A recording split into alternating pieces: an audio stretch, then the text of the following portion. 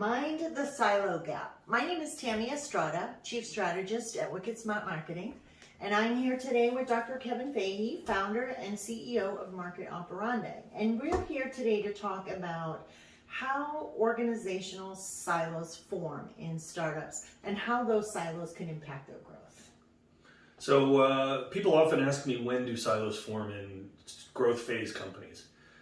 The real answer is way earlier than you think they're going to, and way earlier than you're going to detect that they're there. And I think really as a CEO of a growth phase company, you have to be ever vigilant about this, because the formation of silos, whether that's functionally, whether that's just in groups that prefer to work with each other versus groups that don't prefer to work with each other, always becomes the biggest inhibitor to an effectively functioning mid-stage company as it's growing. So we always advise our CEOs, be aware of silos early and realize that they're a natural thing, and they tend to form much earlier than you think they're going to. And what does that evolution typically look like? Well, so with a little bit of comedy, we talk about the classic stages of evolution of a hard tech B2B company. It goes from the hippie commune, where everybody's an equal and all information is shared, to the tribal chieftain model, when all of a sudden there's a CEO that gets treated differently by outsiders and the board. Really, silos are the next phase. And the reason is that as you hire in any vice presidents, you start to have groups identify as part of that group, not just as part of the company. And as you start to get engineers in particular, let's say, of different disciplines, think of a mechanical engineer. Their dream is to work with other mechanical engineers. That's why they became that expertise. I know very few that wake up in the morning and say, I really wish I could spend my whole day with software people and marketing people. The reality, though, is that is what they should be spending most of their day doing.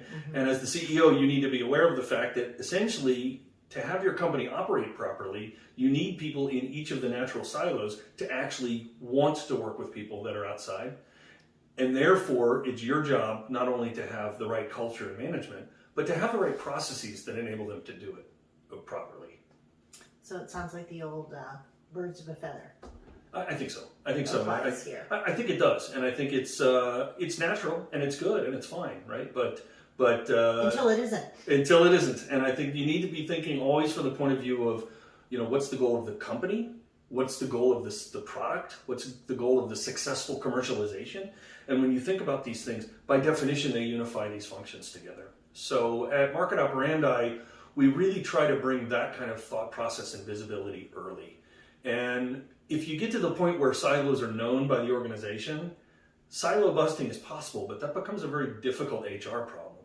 If you start before this and you get a culture formed where everybody realizes it really is my job as a mechanical engineer to care about what the software guys want to do, because the earlier I get an understanding of their problems in the world, then the faster we as a team are going to be able to solve those problems. So when we work with CEOs and management teams, we really try early on to focus on the goal, predict the future, and figure out what are those things we need to work through as a team so that the team as a whole can be effective. And how do you coach CEOs in this process? I would think a lot of this comes from the leadership at the top to encourage that kind of cross-functionality. It does indeed. It does indeed. And I think really there's several aspects we coach. The first one, as you said, is sort of cultural awareness, making sure that everybody knows that they're working as a team and that really has to be placed as a high priority.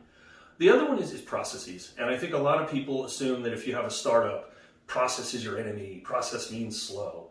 The reality is, within a year or two, you're going to be running on processes. And if you wait until late to put the processes in place, you give opportunities for these bad behaviors to calcify.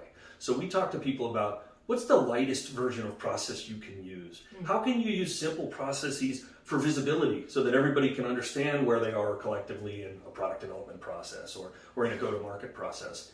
And I think for coaching the CEO, that's where we focus. I think the other aspect to remember is, it's a little bit of the silo gap comment, is it's very hard for CEOs to detect silos.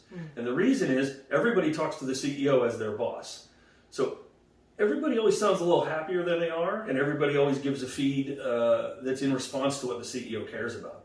Silos are about lateral information flows. They're about somebody in one silo talking to somebody in another silo.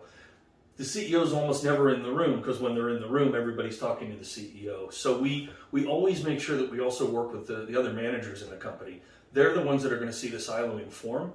Generally, the CEO often believes it's not happening for some time when it is happening. And so we really want to make sure that not only are we coaching the CEO, but we're actually advising the managers as well. That's a great point.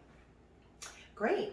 Well, Kevin, if somebody wanted to talk to you about this further and how Market Operandi might be able to help them through this process, or better yet, anticipate it and prevent it from Yes. happening in the first place, how can they get in touch with you? So we're pretty easy to get hold of. We have our website, and you can contact us there. We have our LinkedIn page, my personal LinkedIn page as well. So we're pretty easy to get hold of. And as a general rule, we're always very happy to talk to CEOs and senior execs of startups and VCs. Give us a call. We'll spend 20 minutes. We'll have a chat and see if we can give you some good advice and help you out. Sounds great. And we'll leave this up at the end of the video if you'd like to get in touch with Kevin or one of his team members.